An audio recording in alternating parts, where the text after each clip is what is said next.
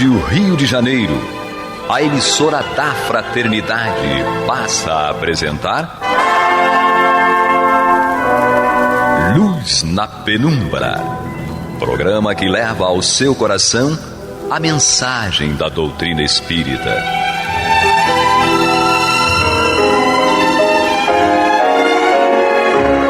E com vocês, João Nogueira, para estudos de obras póstumas de Allan Kardec. Bem, meus queridos amigos e irmãos, aqui estamos nós mais uma vez com muita alegria para levar até vocês este programa, como o Renaud acabou de falar, Luz na Penumbra, estudo de obras póstumas. E sem delongas, nós estamos estudando o capítulo que trata das manifestações dos espíritos, hoje no parágrafo 7º, da obsessão e da possessão. Vamos então no item 56, o que diz Kardec. A obsessão consiste no domínio que os maus espíritos assumem sobre certas pessoas com o objetivo de as escravizar e submeter à vontade deles, pelo prazer que experimentam em fazer o mal. Quando um espírito, bom ou mau, quer atuar sobre um indivíduo, envolve-o, por assim dizer, no seu perispírito, como se fora um manto, interpenetrando-se os fluidos, os pensamentos e as vontades dos dois se confundem, e o espírito então se serve do corpo do indivíduo como se fosse seu, fazendo-o agir à sua vontade, falar, escrever, desenhar, quais os médiuns. Se o espírito é bom, sua atuação é suave, benfazeja, não impele o indivíduo senão a prática de atos bons. Se é mau, força-o a ações más.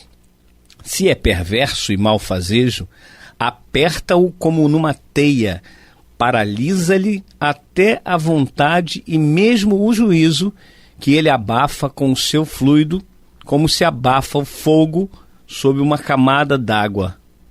Fala-o pensar, falar, agir em seu lugar, impele-o a seu mau grado a atos extravagantes ou ridículos, magnetiza-o em suma, lança-o num estado de catalepsia moral e o indivíduo se torna um instrumento da sua vontade. Tal a origem da obsessão, da fascinação e da subjugação que se produzem em graus muito diversos de integridade. A subjugação, quando no paroxismo, é que vulgarmente dão o nome de possessão. É de notar-se que nesse estado o indivíduo tem muitas vezes consciência de que o que faz é ridículo, mas é forçado a fazê-lo, tal como se um homem mais vigoroso do que ele o obrigasse a mover contra a vontade os braços, as pernas e a língua. É isso, Kardec aqui nos explicando, já no item 56, a questão da obsessão, e ele já parte para a obsessão, possessão, que eles chamam, né? Vulgarmente chamam possessão, e Kardec quis colocar como uma palavra mais forte, seria subjugação. Os espíritos maus, eles nos subjugam. Porém, uma coisa importante que nós tenhamos a dizer é que só pode ser obsidiado aquele que abre as portas para essa obsessão. Jesus tem uma expressão que diz o seguinte: onde está o seu tesouro, aí estará o seu coração. Onde estiver o seu tesouro, aí estará o seu coração. Ou seja, o que é importante para nós? Nós devemos avaliar muito bem essa questão. O que é importante? Será que eu sou uma pessoa má? Será que eu vivo fazendo fofoca dos outros? Será que eu vivo criticando negativamente as pessoas? Será que eu não ajudo? Será que eu sou sexólatra, alcoólatra, etc. e tal? Então, tudo isso são portas abertas para que esses irmãos que não têm boas intenções possam penetrar no nosso campo mental, nos nossos pensamentos, fazer com que os seus pensamentos se misturem aos nossos pensamentos E aí se dá a chamada obsessão simples. Desses pensamentos que nós ainda trazemos, né? Vamos dizer que a pessoa é uma sexólatra, é um sexólatra, né? Alguém que é viciado em sexo. Ou seja, toda vez que eu estiver alimentando isso em mim, eu estarei atraindo espíritos que têm a mesma vontade, o mesmo vício. São sexólatras também. Nós só atraímos para perto de nós aqueles iguais aos nossos pensamentos. Nós podemos até fazer muitas boas obras, né? Fazer coisas boas, fazer palestras, fazer programas na Rádio Rio de Janeiro, etc. Mas dentro de nós tem coisas ainda que nós precisamos remexer para que aquilo ali possa ser corrigido. Ninguém, na fase evolutiva em que nós estamos, é perfeito. Não existe espírito perfeito nessa nossa fase evolutiva, é óbvio. Nós ainda estamos longe de sermos bons espíritos. Mas nós podemos já combater o bom combate, como disse Paulo de Tarso.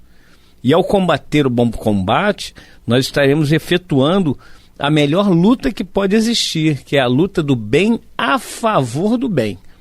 Eu não gosto muito da expressão de luta do bem contra o mal, porque o bem não luta contra ninguém nem contra nada. O bem luta sempre a favor do bem, ponto. Quando você acende a luz, você não está acabando com a escuridão, você não vai destruir a escuridão, você vai acender a luz. Acendendo a luz, a escuridão deixa de existir, porque a escuridão é a falta da luz. O mal é a falta do bem. Então, se eu chego com o bem, se eu construo o bem, o mal tende a se afastar. Então, nós precisamos trabalhar dentro de nós esses problemas todos que nós estamos passando. Nós passamos por problemas, sim. Ainda temos, como disse, e vamos repetir, muitas coisas a corrigir dentro de nós. Se nós formos sinceros com nós mesmos, nós vamos poder identificar onde estão os problemas. Porque muitas vezes nós varremos a sujeira para baixo do tapete. E isso é muito negativo. Porque a gente não corrige o que tá errado, a gente continua nessa coisa do não vou pensar nisso, isso aqui ainda é difícil para mim, eu não vou conseguir. É possível, gente, é possível nós corrigirmos tudo em nós. Nós não corrigimos muitas vezes, pasmem, e é verdade, porque nós não queremos ainda. Ainda ficamos satisfeitos em agir dessa ou daquela forma, em ter esse pensamento ou aquele pensamento, em estar nesse vício. Nós ainda nos comprazemos. O dia que não mais nos comprazermos a isso, que nós não ficarmos mais satisfeitos, que aquilo começar a nos incomodar, a gente vai mudar. Enquanto nós ainda ficarmos satisfeitos com essa nossa prática, nós não vamos mudar. Então é preciso fazer como a Daíla Barbosa sempre falava, e eu adoro repetir isso. Você tem um copo sujo, com água suja, não pode botar a mão naquele copo, mas você tem que limpar. Tem que fazer com que aquela água suja se transforme em água limpa. Se você não pode tirar aquela água com as suas mãos, o que você faz? Pega uma jarra de água limpa e vai despejando ali naquele copo. A água suja vai saindo, vai sendo trocada por aquela água limpa. Você vai gastar aí não sei quantas jarras de água, mas um dia aquela água vai estar totalmente limpa. É isso que a gente tem que fazer na nossa vida, é o que nós temos que fazer. Ou seja, ir colocando coisa boa para dentro de nós, ir fazendo o bem, ir estudando as coisas boas, ir observando o que tem de errado dentro de nós e fazendo o inverso. Se eu falo mal do Serginho, não é, Serginho? Se eu falo mal do Serginho, eu tenho que começar a falar o bem do Serginho. Não é parar de falar o mal. Não é. É falar o bem do Serginho. Porque é assim que a gente tem que agir. Não é pensar em, não, eu a partir de hoje não faço mais isso. Vai continuar fazendo. Porque o nosso cérebro, a psicologia moderna já diz, né, que o nosso cérebro não registra o não. Se eu falar para você, não pense na cor vermelha, nós já pensamos. Então, se eu falar, não vou mais falar mal do Serginho, né, Serginho? Eu vou falar mal do Serginho, porque o meu cérebro não registra o mal. Eu vou continuar falando. Agora, eu preciso observar o que ele tem de bom, né? E começar a falar. Quando vier aquela vontade de falar mal, eu vou observar o que ele tem de bom e falar a coisa boa que ele tem. Isso é bom para o Serginho? Não, isso é bom para mim. Isso é bom, isso é fundamental para mim. Eu, quando faço isso, estou fazendo um saneamento dentro de mim, um saneamento dos meus pensamentos, uma limpeza dos meus pensamentos. Quando eu continuo, né, nesse loop de coisas negativas, de pensar o mal, de só ver programação na TV de coisas ruins, notícias ruins, etc. e tal, eu vou continuar, na verdade, a agir da mesma forma. Como é que eu posso ter um resultado diferente se eu continuo tendo as mesmas atitudes, se eu continuo procedendo da mesma forma? Eu quero ser melhor, mas eu faço alguma coisa diferente para ser melhor? Eu estou mudando as minhas atitudes? Não estou mudando. Então como é que eu quero um resultado diferente? Não existe, não tem como. Temos que começar a fazer essa mudança para as coisas melhorarem. Então, a obsessão, como Kardec está colocando aqui, ela é exatamente fruto dos nossos desvios morais, e aí esses desvios morais atraem seres que compartilham daqueles pensamentos, daqueles desvios morais. E eles vão amplificar aquilo que nós temos. E vão conseguir fazer de nós coisas absurdas, né? Então, depende de nós, a escolha é nossa. A escolha dele já está feita, ou seja, ele quer nos obsidiar. Ele quer me obsidiar, mas e eu? O que eu faço? Será que eu permito? Se eu continuar agindo, como falamos agora há pouco, da mesma forma, é claro que eu estou permitindo que eu vou atrair aquele irmão para junto de mim. Mas, meus irmãos, este é o programa Luz na Penumbra. Estamos estudando o livro Obras Póstumas de Allan Kardec. Aliás, esse livro que é absolutamente maravilhoso, tem coisas lindíssimas e tem também muita coisa do que passou Allan Kardec, né? Ele passou muitas coisas que são relatadas nesse livro. Então, tem revelações muito fantásticas nesse livro. Vamos mais à frente conversar a respeito disso. Eu queria fazer um alerta aqui também pelo seguinte: o Kardec, já falamos isso em outros programas, mas é bom sempre frisar. Kardec, ele está colocando aí no livro Obras Póstumas, aliás, ele não colocou no livro, ele fez textos. E esses textos foram aproveitados, encontrados por Amélie Boudet, a sua esposa, sua viúva na época, e junto com Lei Marie editaram esse livro, publicaram esse livro.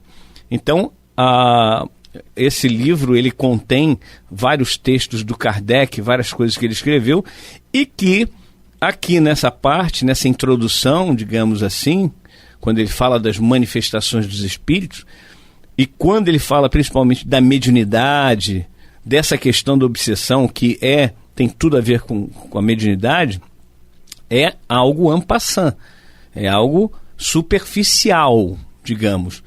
O estudo aprofundado de mediunidade, vocês vão encontrar toda terça-feira aqui no Luz na Penumbra, às 9h da noite, com o nosso irmão Eduardo Araújo apresentando o estudo do Livro dos Médiuns. Então é interessante nós acompanharmos. Tem também o estudo com o nosso Moisés Santos, aos domingos às 17h. Moisés fala da mediunidade também, fala de obsessão e por aí vai. Então, para estudar a mediunidade, com os nossos irmãos Eduardo Araújo e o nosso Moisés Santos, ok? Mas vamos dar continuidade aqui. Lemos o item 56, agora o item 57. Pois que os espíritos existiram em todos os tempos, também desde todos os tempos representaram o mesmo papel, porque esse papel é da natureza. E a prova está no grande número que sempre houve de pessoas obsidiadas ou possessas, se o preferirem, antes que se falasse de espíritos ou que, nos dias atuais, se ouvisse falar de espiritismo nem de médiuns. É, pois, espontânea a ação dos espíritos, bons ou maus. A destes produz uma imensidade de perturbação, ele se refere aos maus.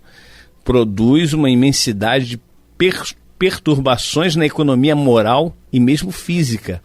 Perturbações que, por ignorância da verdadeira causa, atribuíam a causas errôneas. Os espíritos maus são inimigos invisíveis, tanto mais perigosos quanto da ação deles não se suspeitava.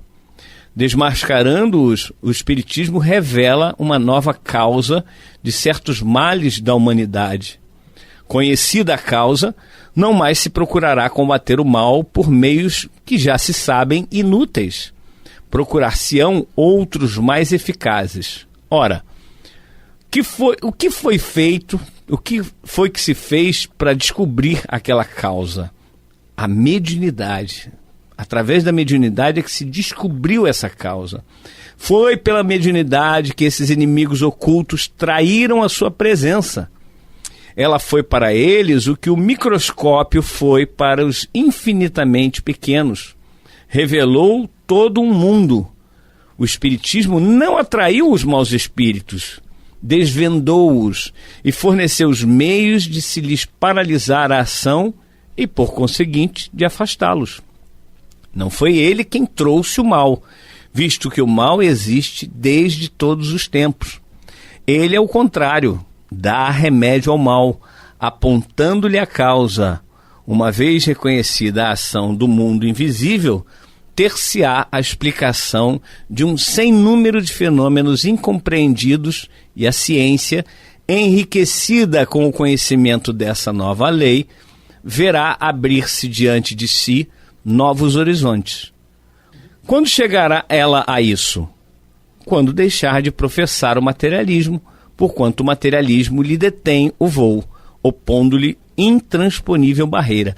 Ora, meus irmãos, Kardec nos traz essa importante informação de que, primeiro, a mediunidade ela ocorre desde sempre, porque espíritos foram os seres criados por Deus para evoluírem através das inúmeras reencarnações.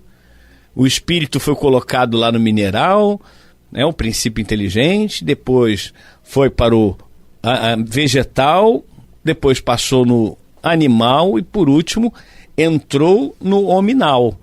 Quando adentra no hominal, o espírito ganha o livre-arbítrio, a liberdade de escolha. Escolher o bem ou escolher o mal. E a partir daí, nós começamos a ter uma evolução de forma diferente do que tínhamos até então. Antes nós éramos totalmente conduzidos, porque não tínhamos o raciocínio, não tínhamos a capacidade de escolher entre A ou B. Nós íamos sendo guiados sempre pelos outros espíritos, pelos demais espíritos que estão a serviço de Deus, como está lá na questão 540, podem ir buscar do Livro dos Espíritos. Nós temos nessa condição agora de seres humanos uma possibilidade de escolher o caminho do bem. Por que não escolhemos o caminho do bem? Porque nós ainda temos muita atração pelas coisas que vêm desse outro caminho, que é um caminho mais largo, porta larga, né? Caminho espaçoso. E quando a gente fizer essa melhor escolha, ou seja, escolher pelo caminho do bem, aí nós vamos começar a diminuir as nossas contas em débito, aliás, o débito das nossas contas. Isso vai começar a diminuir, vai começar a contar positivamente, porque o bem, ele é algo que vai anulando cada ação má, pensamento mau, etc., que nós temos. Então nós vamos trocando o mal pelo bem. E com isso nós vamos realmente afastando os espíritos malfazejos. Nós aqui, estudando esse trecho do livro Obras Póstumas, nós vamos verificar que Kardec bota mesmo essa questão de que antigamente as pessoas eram consideradas loucas, consideradas muito complicadas, digamos assim. e que depois passaram a ser, com o Espiritismo, passou-se a ter o entendimento do que acontecia. Ora, eles não são loucos, o que acontece é que tem um espírito ali perturbando ele, faz com que ele haja como um louco. Como Kardec falou aqui na questão da subjugação, que aquele subjugado, ele sabe que está fazendo coisas que não são boas, que são até ridículas, mas ele não tem mais como impedir que o espírito o obrigue a fazer, porque o espírito já tomou conta do seu corpo físico. Então, não tem como nós fazermos algo positivo, porque aquele espírito já tomou conta de nós. A solução vai ser um trabalho muito grande, muito sério, da chamada desobsessão, em que o médium que é subjugado, ele que não tem condições de escolher, porque ele está totalmente entregue àquele espírito que o subjuga, então vai ser feito um trabalho, que é um trabalho seríssimo, duro e demorado, em que o médium precisa se conscientizar de buscar a sua melhoria moral, sua ascensão moral, para que não aconteça dele continuar subjugado. Ele vai ter lá o passe magnético, onde vão ser aliviadas as condições de obsessão severa, né, daquelas teias que o obsessor envolve o obsidiado, ou obsedado, como queiram. Vai tomar lá a sua água magnetizada, né, ou fluidificada, como chamam, mas é magnetizada, correto, que vai ajudar também no seu trato da eliminação ou da diminuição do controle daquele espírito. Vai receber muita orientação, e o espírito que está subjugando também vai receber muita orientação. Vão conversar com aquele espírito e dizer: rapaz, você está fazendo um mal muito grande. Não é só para esse que está sob o teu domínio, mas para você. Porque aquele que subjuga, ele está fazendo a sua conta corrente espiritual ser cada vez mais negativa. Vai sendo negativado, é igual ter o nome sujo aí no SPC, Serasa, né? Você, ao invés de pagar a conta para poder eliminar aquela dívida, eliminar que teu nome fique negativado, a gente acaba contraindo mais dívidas. Aí cada vez fica mais difícil sair do Serasa, não é? Então, esse é um Serasa espiritual, digamos assim, onde nós precisamos resgatar, pagar, colocar coisas novas e boas, para que eu possa sair daquele Serasa e eu não seja mais vítima, entre aspas, vítima desses espíritos. Nós precisamos crescer, e crescer moralmente. É a única saída que nós temos.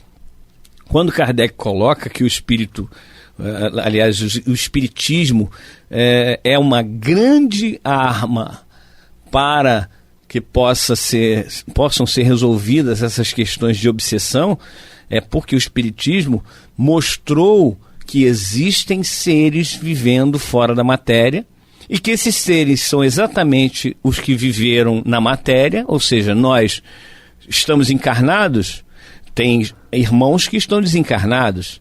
Daqui a algum tempo, nós estaremos desencarnados também, e eles talvez estejam encarnados, e vai e vem. Nós vamos e voltamos, sempre aprendendo, tanto aqui na matéria quanto na espiritualidade. Sempre aprendendo, sempre se aprimorando. E esse é o sentido da vida. Esse é o porquê de nós irmos e voltarmos, para evoluirmos, para crescermos, para sairmos dessa coisa, desse ciclo vicioso que nós nos colocamos, que é o que Jesus fala: não sairás dali até pagares o último ceitil ou o último centavo. É porque é o ciclo vicioso que nós nos encontramos. Quando nós resgatarmos tudo isso, aí a gente vai sair, né? Enquanto isso, meus irmãos, nós vamos aqui no Luz na Penumbra, terminando o estudo de hoje, e voltamos na próxima semana. Até lá. Você está ouvindo pela Rádio Rio de Janeiro o programa Luz na Penumbra.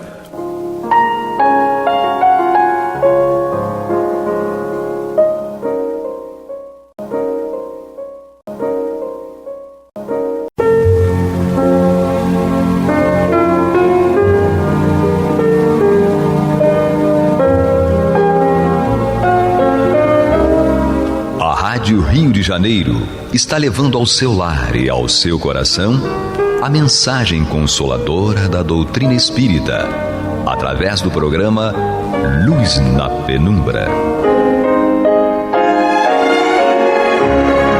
E agora com vocês, Marta Batista e Antônio de Pádua Barbosa.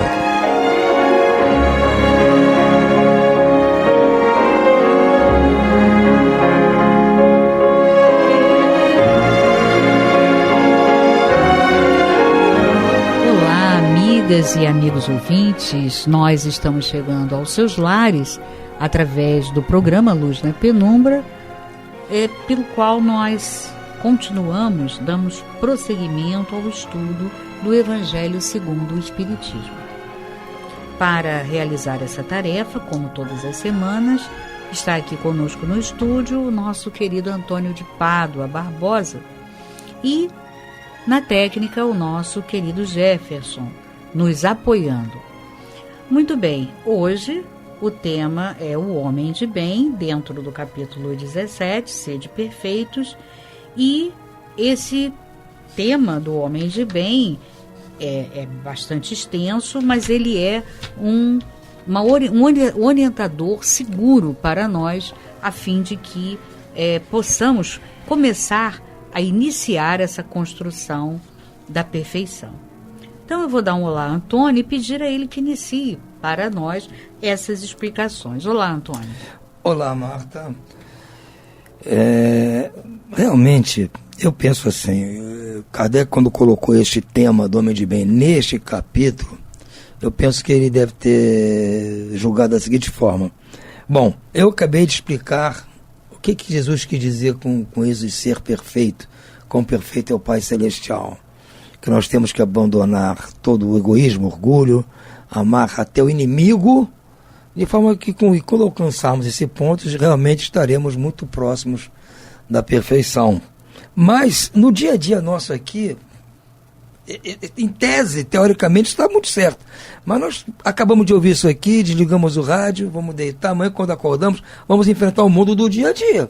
O mundo é o mundo, estamos aqui, não estamos no mundo perfeito do Allan Kardec, nem do Antônio de Pádua, nem de Jesus Cristo. É o mundo.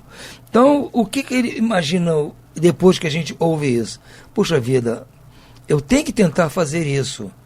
Eu tenho que ser uma pessoa como? Uma pessoa do bem ou uma pessoa do mal? Uma pessoa do amor ou uma pessoa do não amor? Eu tenho que ser uma pessoa do lado do amor, do lado do bem. Então, o que Kardec faz? Vai nos mostrar já aqui, no dia a dia, o que precisamos fazer para sermos do lado do bem, do lado daqueles que estão tentando ser perfeitos como o Pai Celestial é. Então ele olha, tudo bem, amanhã de manhã, quando vocês começarem o dia, vocês vão lendo isso aqui, vão saber qual é a atitude que vocês têm que tomar no dia a dia, para se tornarem homens de bem e, consequentemente, na direção da perfeição relativa a que cabe a nós todos. É essa a ideia dele, penso eu, que ele colocou aqui, logo em seguida, esse tema. Vamos ler então aqui o que ele nos traz a respeito disso. O que é o homem de bem? O que é o homem que tenta ser perfeito, como perfeito é Deus, no dia a dia aqui que nós estamos vivendo? Diz ele assim: o homem de bem é o que cumpre a lei de justiça, de amor e de caridade na sua maior pureza. Então, o homem de bem é o que faz isso aqui. Vamos ver se a gente está fazendo.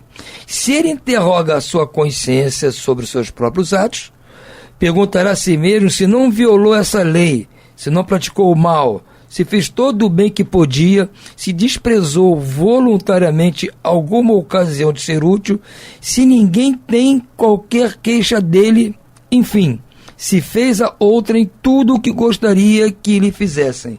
Então ele está aqui até lembrando aquela passagem que Jesus fala lá em Mateus capítulo 7, versículo 12. Né? Fazer ao próximo exatamente aquilo que gostaria que o próximo lhe fizesse. né? E lembrando aquilo que São Agostinho também lembra, ela pergunta no Livro dos Espíritos, como é que nós temos que agir, interrogar nossa consciência. É o que Kardec está nos lembrando aqui. Segue ele então. Tem fé em Deus, em sua bondade, na sua justiça, em sua sabedoria. Sabe que nada acontece sem sua permissão e se submete à sua vontade em todas as coisas. Tem fé no futuro, razão pela qual coloca os bens espirituais acima dos bens temporais. Estudamos isso no capítulo anterior aqui, né? Do desprendimento dos bens terrenos. Sabe que todas as vicissitudes da vida, todas as dores, todas as decepções são provas ou expiações e as aceitas sem murmurar. Vamos lá, aprendemos isso no capítulo 5º, a respeito das aflições. Possuído do sentimento de caridade e de amor ao próximo, faz o bem pelo bem, sem esperar paga alguma, retribui o mal com o bem, toma a defesa do fraco contra o forte e sacrifica sempre seus interesses pela justiça. Que a vossa mão esquerda não sabe o que a vossa mão direita fez. Encontra satisfação nos benefícios que espalha, nos serviços que presta, em fazer felizes os outros. Amar é isso, amigo. É fazer o outro feliz. Como eu disse, é uma atitude de via única, é de mão única. Sai de você para os outros, e não o contrário. Nas lágrimas que enxuga, nas consolações que prodigaliza aos aflitos. Seu primeiro impulso é pensar nos outros, antes de pensar em si. É para cuidar do interesse dos outros antes do seu próprio interesse. Contrariamente ao egoísta que calcula os proventos e as perdas de toda ação generosa. Então, fazer o bem pode até ser feito, mas se você faz calculando os proventos que vão advir daquela ação sua, já perdeu, amigo. Não é mais um homem de bem. Você está botando o seu interesse por baixo do interesse, aparentemente, do que está sendo ajudado. E que vale é o que está no seu cérebro, o que vale é o que está no seu coração. Né? E por isso que eu digo, a atitude do amor é de você para os outros. Ninguém sabe se você ama ou não ama. Quem sabe é você, é sua mente, é seu coração. É bom, é humano e benevolente para com todos, sem distinção de raças nem de crenças, porque em todos os homens vê irmãos seus. Respeita nos outros todas as convicções sinceras e não lança anátema aos que não pensam como ele. Em todas as circunstâncias, a caridade é o seu guia, pois está ciente de que aquele que prejudica a outrem com palavras malévolas, que fere o seu orgulho e o seu desprezo e a suscetibilidade de alguém, que não recua a ideia de causar um sofrimento, uma contrariedade, ainda que ligeira, quando a pode evitar, falta ao dever de amor ao próximo e não merece a clemência do Senhor. Então, às vezes a gente poderia evitar alguma palavra mal colocada em relação ao próximo e não evitamos. Então aí você está realmente saindo do escopo do homem de bem. Pode acontecer de nós colocarmos uma palavra indevida, uma palavra que possa ferir, mas não voluntariamente. Porque nós não somos perfeitos ainda, podemos errar. Podemos lançar um espinho.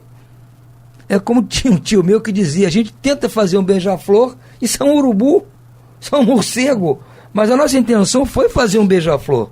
Aí saiu um morcego, não deixei de ser homem de bem, porque eu estou tentando. Agora, quando eu faço de propósito o morcego para os outros, aí realmente não sou um homem de bem. Não tem ódio, nem rancor, nem desejo de vingança. A exemplo de Jesus, olha com quem ele foi nos comparar. Perdoa e esquece as ofensas, não se lembrando senão dos benefícios, por saber que lhe será perdoado conforme houver perdoado. Está lá no Pai Nosso, né, gente? É indulgente para as fraquezas alheias, porque sabe que também necessita de indulgência e se recorda das palavras do Cristo. Atire-lhe a primeira pedra aquele que estiver sem pecado. Bem-aventurados os misericordiosos, porque obterão misericórdia. Está aqui também, estudamos no Evangelho, aqui neste livro isso. Não se compraz em rebuscar os defeitos alheios, nem em evidenciá-los. Se a necessidade é isso, o obriga, procura sempre o bem que possa atenuar o mal.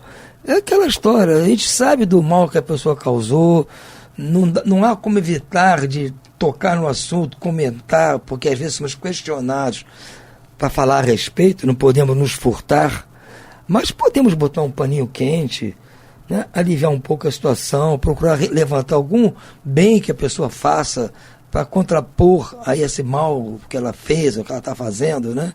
Porque realmente ela está fazendo por pura ignorância. Então, essa é a ressalva principal de todas. Estuda as próprias imperfeições e trabalha incessantemente em combatê-las. Esse é o figurino perfeito, que eu acho. Nós temos que escarafunchar dentro de nós onde estão os nossos defeitos. Não precisa contar para ninguém. Fica só entre nós e nós mesmos, né? Como eu digo sempre, nós e o espelho. Descobrir o que está de errado em nós. Não precisamos contar para ninguém. Mas vamos, já que descobrimos o que está errado, vamos tentar diminuir isso, modificando, ajeitando. E quando descobrimos nos outros o mesmo defeito, que é muito mais fácil descobrir nos outros defeitos que nós já temos, porque nós sabemos como é que funciona. Então, sabemos descobrir. Vamos ficar na nossa. Porque se eu citar o defeito do outro, que é o mesmo defeito que eu tenho, estou lembrando dos meus defeitos. Então, não é uma boa para mim ficar lembrando disso, né? Não procura dar valor ao seu espírito nem aos seus talentos, à custa de outrem. Ao contrário, aproveita todas as ocasiões para fazer ressaltar o que seja proveitoso aos outros. Vocês reparem que ele está citando sempre aqui os outros, né? É um personagem importante. Eu tinha uma tia que falava os outros. Tudo era os outros. Mas tinha neném que... Quem é que... Ah, meu filho, os outros é que fizeram isso.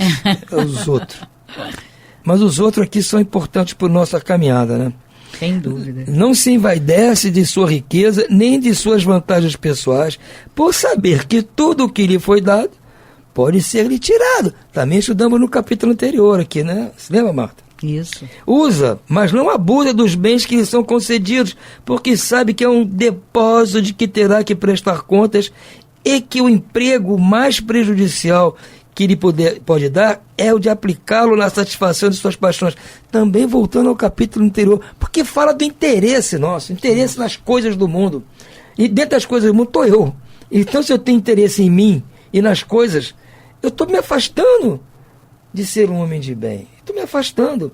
Então, Kardec está sendo até repetitivo aqui, mostrando, olha, pense nos outros, esqueçam a si próprios.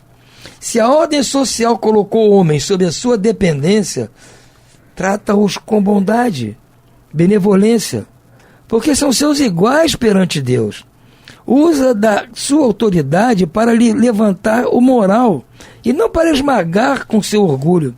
Evita tudo que lhe possa tornar mais penosa a posição subalterna em que se encontram. Gente, nós precisamos atentar muito para isso.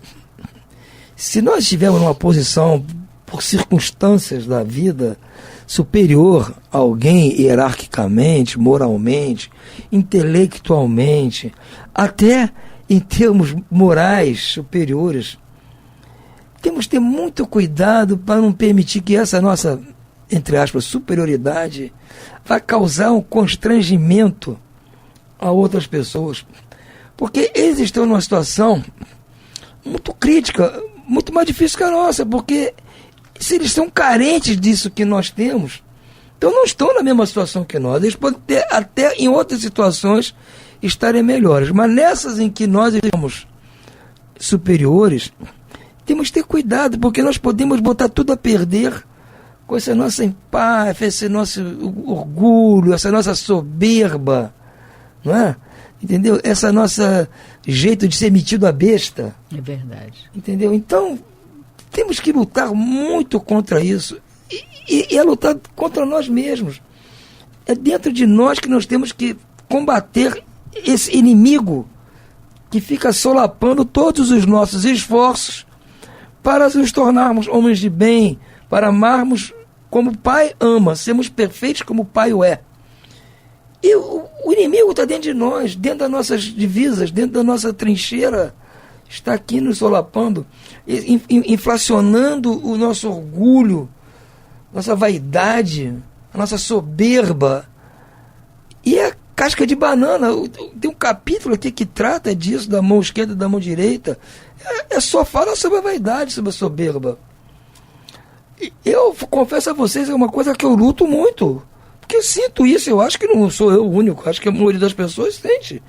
Assim, uma pose, assim, só porque às vezes está numa situação melhor que alguém. Isso acontece sempre. A gente hoje está numa situação inferior, outras vezes está numa situação superior.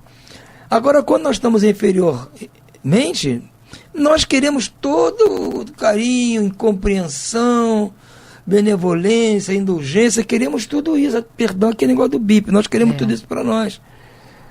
Mas temos a tendência de, ao piscar de olhos, isso tudo vem novamente. Porque nós estamos crescendo, gente, preste atenção.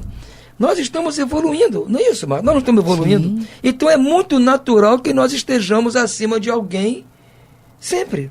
Aqueles que ainda não conseguiram evoluir por circunstâncias que não cabe aqui discutir. Então, se nós estamos nos esforçando para nos tornar homens de bem, porque já evoluímos um pouquinho, a tentação de nos sentirmos superiores é muito grande. É um efeito colateral desse exercício de engrandecimento. Sim. Se você está ficando um pouco mais rico pelo seu trabalho, pelo seu esforço, consequentemente, alguém ficou mais pobre. Não é verdade? Claro. Você está ficando mais rico, é um comparativo. Se eu fiquei mais, é porque alguém está menos. E isso que causa toda essa situação a que Kardec se refere aqui. Toda essa situação vem por quê? Porque é no nosso esforço. Não é uma coisa ruim, nós estamos nos esforçando para melhorar, seja financeiramente, seja hierarquicamente no trabalho, seja em casa, criando filhos que estão em inferioridade em relação a nós, porque são jovens, são crianças. Em todo canto. Se nós melhoramos com honestidade, com trabalho, com sabedoria, ficamos em posição superior. Não está errado. Mas isso vem embutido, essa última casca de banana, que eu considero a mais difícil de nós nos livrarmos, que é a vaidade, o orgulho, a soberba. Esse aspecto é complicado. Você se livra da violência, se livra dos vícios, se livra de uma série de coisas terríveis, mas a vaidade, a soberba, é muito difícil. Porque ela está inerente ao nosso progresso, inclusive moral. Sim. Se eu melhoro moralmente, já fico soberbo em relação àquele que não melhorou. Quando tem notícia que o cara fez aquilo que eu fazia antigamente, que por muito esforço meu já não faço mais. Mas aí quando eu vejo alguém fazendo, eu já passei por essa fase, já foi tudo pro brejo. Só de pensar isso, não precisa nem falar, pensou isso, já foi tudo pro brejo, mano. Lógico. Volta 3 casinhas, aquele joguinho, né? Volta 3 casas porque não adiantou nada, começa tudo de novo. Começa de novo. Entendeu? Tá escalando a montanha, escorregou, cai aqui para um patamar inferior. Por quê? É difícil. Por isso que Kardec está nos alertando aqui, porque tratamento com os outros é difícil. E quando os outros, por cima, são subordinados a nós em qualquer aspecto, é tentador exercer a soberba. O subordinado, de sua parte, compreende os deveres da posição que ocupa e se empenha em cumpri-los conscienciosamente. Então ele fala também aqui, muito pouco, mas fala daquele que está na posição de inferioridade. Nós temos aqui depois um item que fala dos superiores e dos inferiores. Neste próprio capítulo vai ter um item falando disso. Por quê? Porque nós não estamos sempre na posição de superiores. Não estamos sempre. Há horas que nós vamos estar na situação de inferiores. Então temos que saber reconhecer e tratar com todo carinho, atenção, respeito quem está na superioridade. Tem que tratar com respeito, com fidalguia, tentando aprender como é que se faz para chegar naquele nível. Não ficar com inveja, ficar solapando, que é a tendência às vezes de quem está na situação inferior. Então, nos 2 casos é preciso atenção máxima.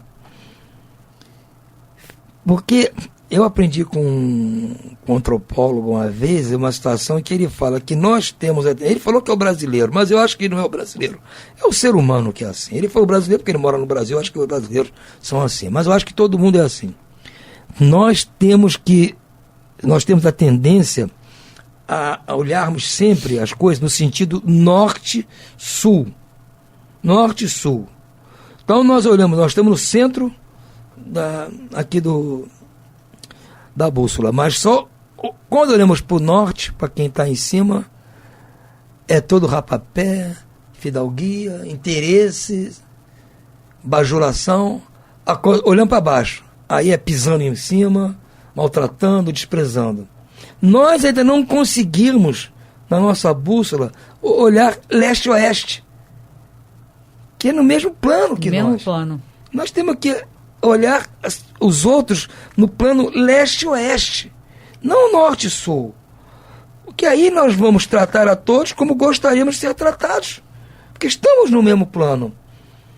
Temos que esquecer esse negócio de superiores e inferiores, porque todos estão no mesmo plano. Eu achei interessante essa figura que ele criou, porque dá a noção exata de que eu fui me pegando realmente. Ora, eu estou fazendo assim como ele está dizendo. Essa carapuça eu vou vestir, porque eu também ajo assim. Então tem que ter cuidado. Forçar, achatar aqui a bússola e ficar só leste-oeste. Finalmente, o homem de bem respeita todos os direitos que as leis da natureza dão aos seus semelhantes, como gostaria que respeitassem os seus. Não ficam assim enumeradas todas as qualidades que distinguem o homem de bem, mas aquele que se esforce por possuir as que acabamos de mencionar já se acha no caminho que conduz a todas as demais. Está certo. Kardec não ia conseguir elencar todas as qualidades que nós podemos ter.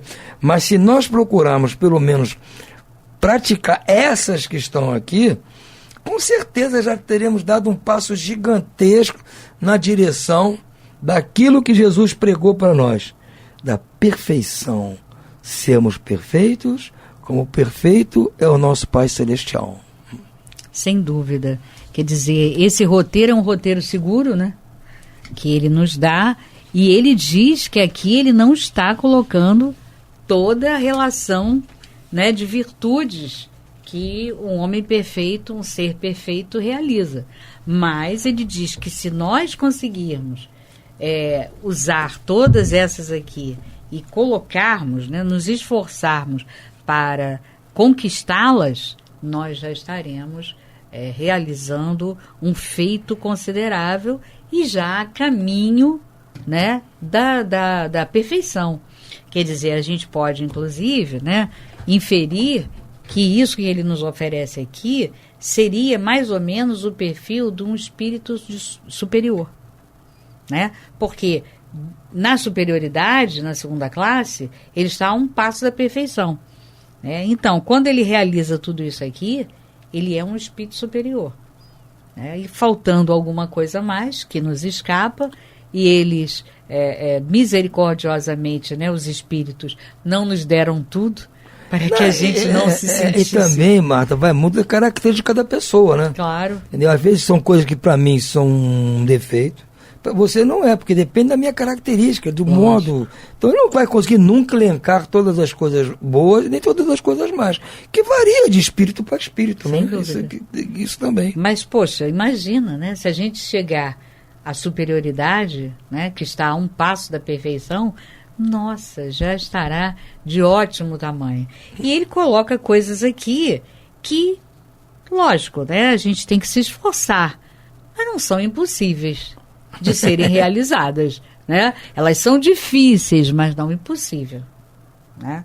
Então vamos pensar sobre isso, vamos nos trabalhar, vamos nos lembrar daquela questão, né, que nós falamos no outro programa e que o Tony reiterou, a questão 919A de O Livro dos Espíritos, Conhecimento de Si Mesmo. Na 919A é quando justamente ele propõe que a gente faça como ele fez quando estava aqui na Terra, né? Que ele todo dia olhe para dentro de si e se pergunte se ele prejudicou alguém, se ele fez todo o bem que ele podia naquele dia, se ele aproveitou todas as oportunidades e se ele de alguma forma não feriu as leis divinas. Se a gente fizer isso todo dia, com certeza nós vamos errar muito menos. Porque quando nós formos fazer alguma coisa, vamos nos lembrar. Não, peraí, eu acho que assim eu estaria ferindo a lei divina, né? A lei de justiça, amor e caridade. Não, então eu vou evitar. E assim, no exercício, você vai cada vez ficando melhor, né? Muito bem, então, vamos ficando por aqui, por hoje, desejando a todos muita paz.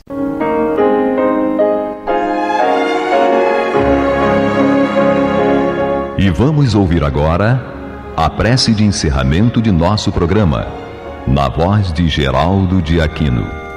Jesus, dá-nos coragem para a luta, piedade para os insultos e misericórdia para as injustiças e ingratidões.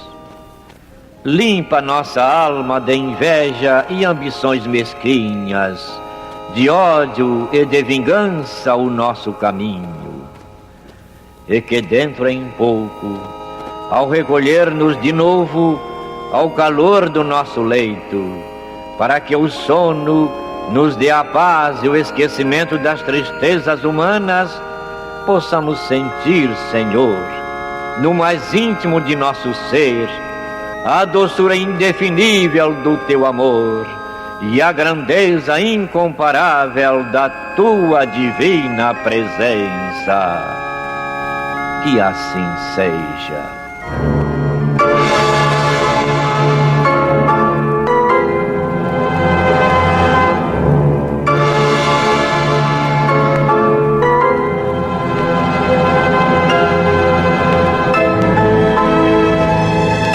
Acabamos de apresentar o programa Luz na Penumbra, que voltará a ser apresentado amanhã às 21 horas nesta emissora.